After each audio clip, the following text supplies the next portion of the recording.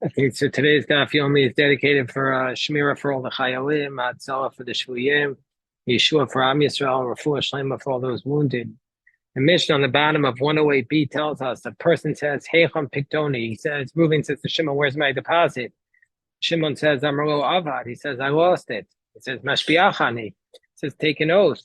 Amar Amen. He says, yeah, I swear I lost it. But now the witnesses come and testify, actually, he consumed it. Misham Karen. Then he has to pay the principal. But if he admitted on his own, Misham Karen Chomesh Vasham. He has to pay the principal plus the 1/5, and he has to bring the Karban Asham. If he says, Hecham Pikdoni, he says, where's my deposit? And he says, Amro Nignav, he says, it was stolen.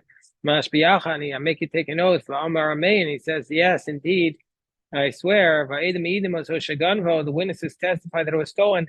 Then he has to pay double. If he admits it on his own, he pays the Karen, the Chumash, and the Asham. But all this is stuff we've covered already in our Masechta.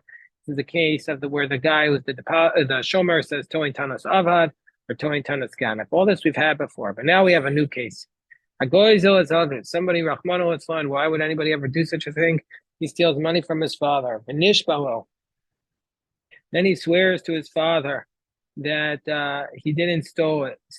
Umeis, and then the father dies. And after the father dies, he admits it. Harezem Mishalem, Karen Chomesh Vasham. Then he has to pay the principal plus the 1/5 and the Asham. Who does he pay to? Levanav.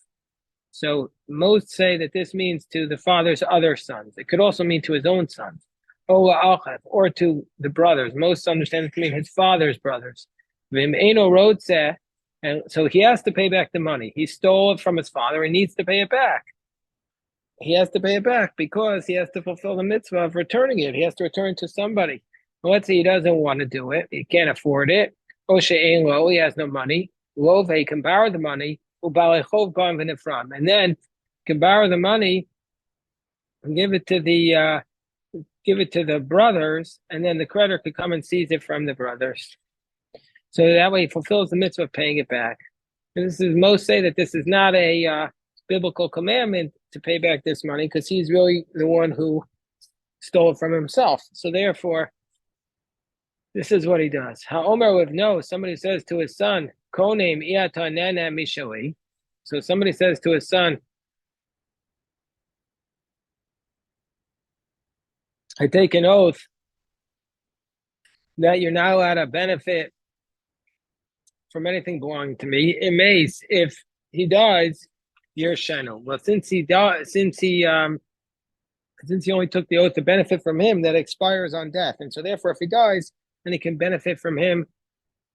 Then he can sponsor the. Then he can. Then as soon as hold on one second, just stop the recording. Stop the things from coming in.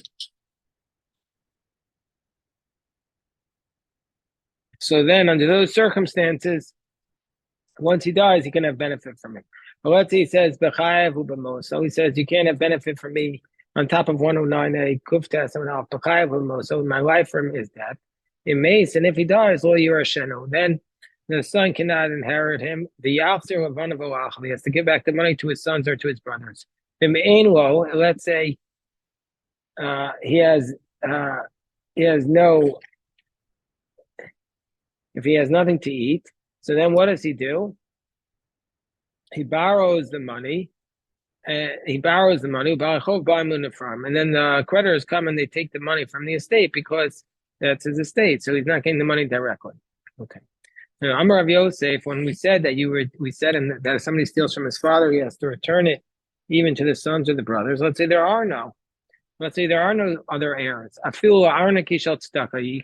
to even give it to charity. If he can't find somebody else to inherit his father, who does he give it to? He gives it to a pushka, charity box. Can't keep it in his hand. He has to return it. And Amar Papa, and he needs to say, when he returns it, he can't get any honor from it. He has to say, this is the money that I stole from my father. So the Gemara asks the question, but why? So why don't we say that he can just waive the rights? He could just say, just like we learned earlier, that you're allowed to waive what the person owes you. Why doesn't he waive it to himself? Milotanan, didn't we learn earlier back on Kuf Gimel Aleph, that a person can say Makalo al Karen, that if a person who he stole from waives from him the right to pay back the principal, well Makalo al Chomesh, and he doesn't, and the scenario was where he waived the right. He said you don't have to pay me back the principal, but he didn't waive the fifth, and then you don't have to go all the way to Medea. Alma Bar Mechilahu. We see from here that he can waive. You're allowed to waive the right for the principal. So Rabbi Yochanan Lokasha. So Rabbi Yochanan says it's not difficult.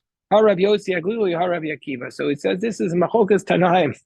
Whether the person who was robbed is allowed to waive the rights, and then the person doesn't have to pay it back.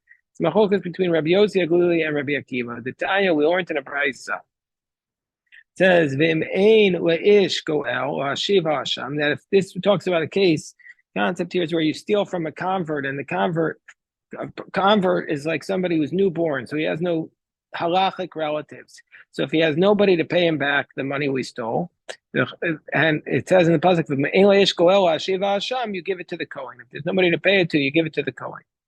Is there anybody that doesn't have anybody who's a relative? The verse is referring to somebody who steals from a convert. Let's say he steals from a convert. He takes an oath to him, but he denies it. And now he heard that the convert died. And he's bringing up his money and his karbanashim to Jerusalem to pay him back. And then on the way, he's bringing up his karbanashim and he's bringing up the money to give to the Kohen. And on the way, he comes and meets a Kohen. On the way, he comes and meets the convert who he thought he had died, but turns out he was still alive. And the convert says, you know what, this $100 that you stole from me, I'm just going to give it to you as a loan now, and you'll pay me back when you pay me back. And then the convert really does die. Rabbi Yossi Aglili says, well, now, since it's a loan at this point, the convert had the right to waive it, so therefore he automatically has acquired it because it's not theft. So this person who had originally stolen it has acquired it. So Rabbi Yossi Aglili seems to be saying that you have the right to waive the loan. Whereas Rabbi Akiva says, "Ein lo takana ad sheyotzi gzela mitachas yado." Rabbi Akiva says, no, that this person, he has to get rid of the gazela. He has to get rid of what he stole. So Rabbi Yossi Aglili. So the Gemara is basically now at this point. Rabbi Yochanan's explanation is, according to Rabbi Yossi Aglili, doesn't matter if he's the one himself who stole it or if he stole it from others. They can waive the theft, the obligation to return, and that's why in the case of the convert, he doesn't have to return it. Or Rabbi Akiva, whereas Rabbi Akiva would say you can't waive it. So the Gemara says, or Rabbi Yossi, according to Rabbi Yossi, who says you could always waive it, why does it teach this case? On 103, in the case of the Mishnah, the case of the convert, why didn't that feel lozak for b'malva? Even if he didn't turn it to a loan, he could waive it. I did to Katani zakva b'malva. The only reason why he said that case where he waived it, where he turned into a loan, is to tell us to tell us the strength of Rabbi Akiva's position. Now, if it was zakva b'malva, that even if he turned it into a loan, he cannot. He has no repair. He can't fix it until he turns it, until he returns it. That's Rabbi Akiva's position. So according to Rabbi Yochanan, Rabbi Yossi Aglili says you can always waive it, and according to Rabbi Akiva, you can never waive it. So Maska for Rav Sheshes challenges Rabbi Yochanan. If that's the case, so Rabbi Yossi Aglili, according to Rabbi Yossi Aglili, that you could always waive it. So which then the Mishnah 103 should have been the case where he waived the rights to himself, and for sure we would have said that you could waive it to others. And when Rabbi Akiva it should tell us where you waive the rights to others, that even for others you can't waive it. For sure to himself he wouldn't be able to. So therefore, says Rav Sheshes, Rabbi Yossi Aglili. He says both Mishnayos are Rabbi Yossi Aglili, and Kikama Rabbi Yossi Aglili, they're not saying Machil Acherem. And so Rav Sheshes says both Mishnayos are Rabbi Yossi Aglili. The first case in 103 where he says you can waive it, Kikam Rabbi Yossi Aglili Dematzi Machal. When does Rabbi Yossi Aglili say you can waive the person's obligation to return it? That's where it's with somebody else. You can waive somebody else's obligation to return it to you. But when it's himself, he's the one who owns it. He wouldn't be able to waive, and that's the case of our Mishnah here on 108b.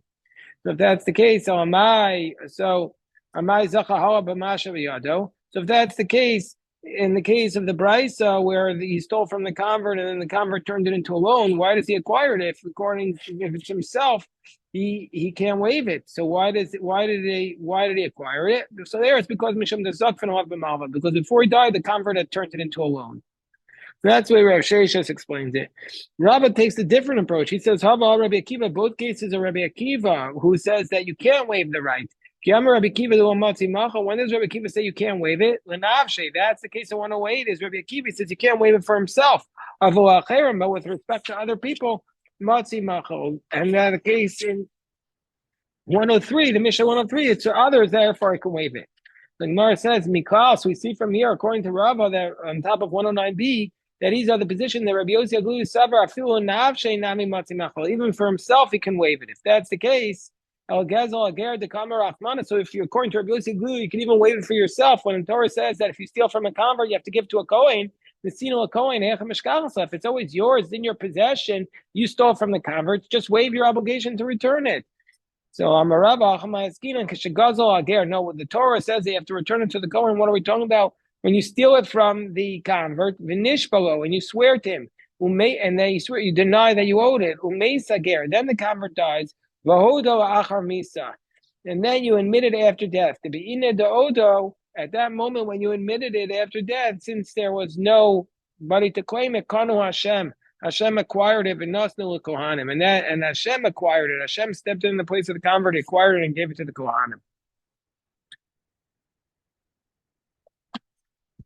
So we had said that if a person steals from a convert and the convert dies, he has to give it to a Kohen. So it says, because it's based upon the pasuk says, "V'em ein leish goel, ha'ashiv ha'asham elav ha'asham ha'mushav ha'ashem ha'kohen." So that it says if there's no man to return it to who will redeem the convert, then he gives the stolen item that he stole to the Kohen. So by Ravina, Gazal Giorisman, let's say he stole it from a girl who was a convert, a woman convert. Isha Marachmana Velo Isha. Odama Orche de Crowd. Does it mean a man and not a woman that you have to give it to the Kohen? Or maybe that's just the way the pasuk's speaking. So I'm only Rav Aaron or Ravina. So this is, by the way, in the commentary say that this is the only Rav Aaron in the Gemara. It's not a common name in the Gemara. So it says Rav Aaron to Ravina Tashma the Tanya Ish Eliyahu Ish Aminayin. How do I know it also applies to women? Kishol Omer Hamushav. It says Lashiv Hamushav Hareikan Shnaim. That refers to both. So if that's the case, in came out Tamu Omer Ish. So why does it say a man? Ish Atatzarich Chsor Acharav Im Yesh Lagoalim Imlav. He says if it will be it's a teacher said a man, you have to look to see if he has any relatives. But if the convert would be a minor, then you don't have to go looking after him because he has no descendants. He's a minor, he can't have kids, so then he clearly has no relatives. So the Gemara says, Tanur Rabbanan, the Brisa says, Hashem la Kohen, that you take it, Hashem la Kohen. The way you return it to Hashem is by giving it to the Kohen. That's what the pasuk says. Hashem la Kohen. So this teaches us Kanu Hashem and the son of Kohen Shabbos Mishmar. This combination of these words teaches us Hashem has acquired it and he's given it to the Kohen of that watch. The Kohanim were divided into 24 watches, and whoever is the Kohen, when he comes to the base of Mikdash with the item he stole from the convert, you give it to the Kohanim in that watch, and they collect it. So the Gemara asks, "Atal Mer Kohen Shabbos Mishmar, Oeno El Kol Kohen Sheyirtza." Do you give it to the Kohen of that watch, or instead you only give it to can you give it to whichever Kohen you want? So Harei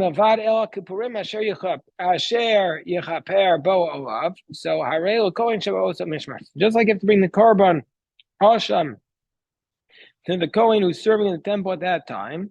So we see the Kohen Shabbos Mishmar because of the Daber. So we see the pasuk is referring to the Kohen on that watch.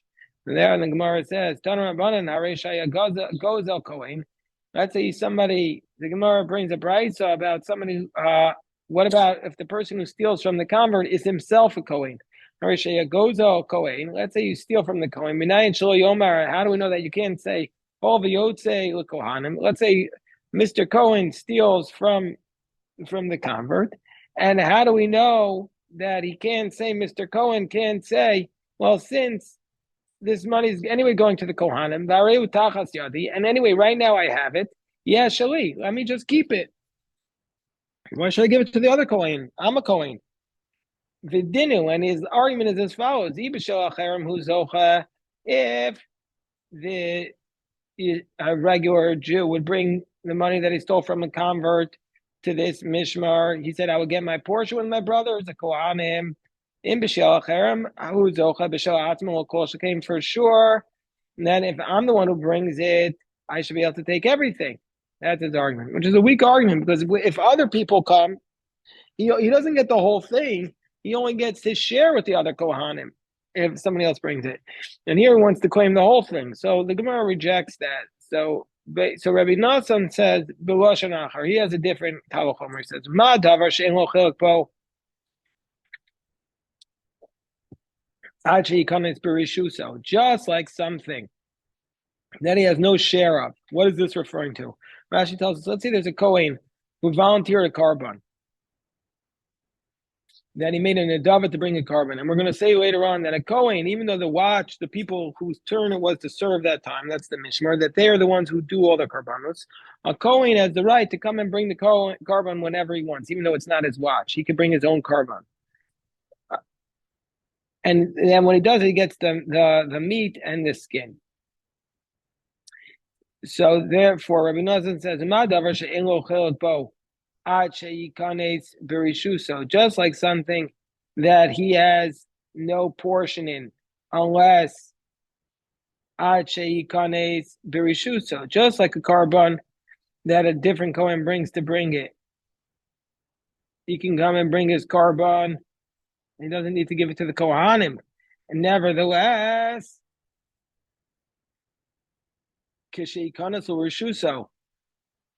if he gives it to another Kohen in that mishmar,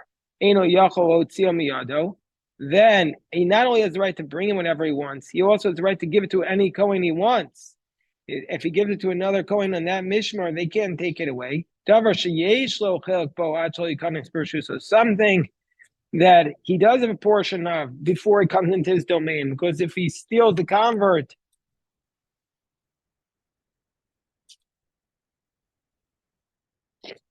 and he wants to give it to another coin, you take it from the other coin, you divide it.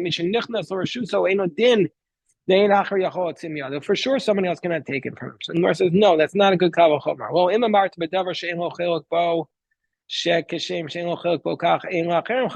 want to say that he has about something that he has no share in it, but when it does have a share, others don't. Tomar begezel shekashem sheyesh l'chelko kacha acher miyesh l'chelko. That just like he has a portion, others do.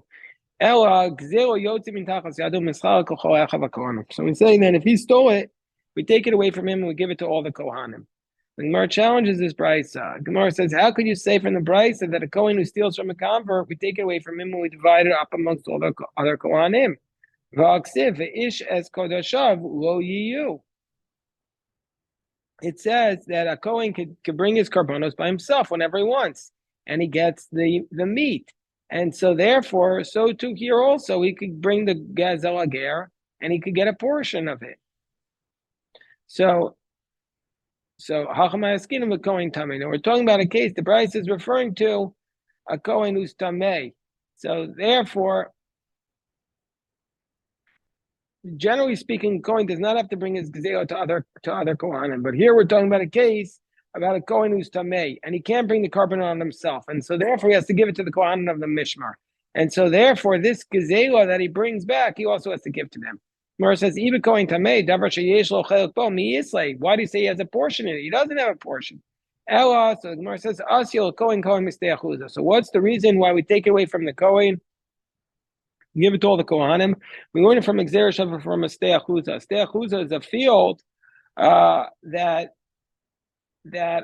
a person inherits from his father, and if he consecrates his field to the temple, and then the treasurer sells it to others, then if he doesn't redeem it before the Jubilee year, it goes away from the person who acquired it, and it goes up to the Kohanim of that Mishmar. As it says, by Stei Achuza so. Why did Stei Achuza so?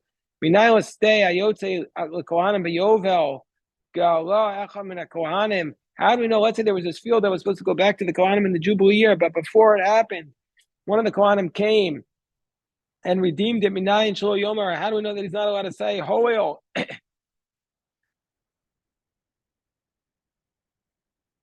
Yotzel Kohanim Biyovel Varei Gitachas Yadi Teishali. How do we know that he's not allowed to say, since this is anyway going back to the Kohanim in the Jubilee year, but now right now I have it, so it should be all mine and I don't need to share it. Vidinu b'shel acherim ani zocha b'shel atzmi lo kol shekein. And his argument is, well, if I can get a share of others, for sure I can keep my own. Amomer kastei acherim makoin ti achuza so achuza shalo ve'ein zu shalo. That the pasuk is saying only a stei achuza belongs to him, but this field which he redeemed is not his. Okay, it's yotze mitachas yadum eschalaka l'kol echav v'kohanim. So we take it away and give it to all the other kohanim. So now the Gemara is basically asking a fundamental question: how do we know that a Kohen is allowed to bring a carbon whenever he wants? How do we know that even if it's not his watch, the Kohen can come along and bring a carbon whenever he wants? The Gemara says, he could come whenever he wants and serve in the temple. And how do we know if he comes along and serves whenever he wants, he gets to keep the meat? And also the avodah means the reward for his service, which is the meat and the skin. How do we know he gets to keep it? It says the verse Ishas Kodeshav Lo Yiyu. Okay, it's that. So says the Mishnah. So it says the Gemara, what does it mean? Okay, it's that. What do we do with this? When is the pasuk telling us that he gets to keep the meat and the skin? If we say that we're talking about the Kohen had a blemish, and therefore he's able to eat it, but he's not able to do the carbon to bring it. It can't be that he was appointed to bring it because he can't bring it. So therefore, v'nos no Kohen sheba oso mishmar, and so therefore he would say that the person who's supposed to bring it is the Kohen of that watch. Nevertheless, since he could eat it, says v'avodas or shlof. That's what you want to say.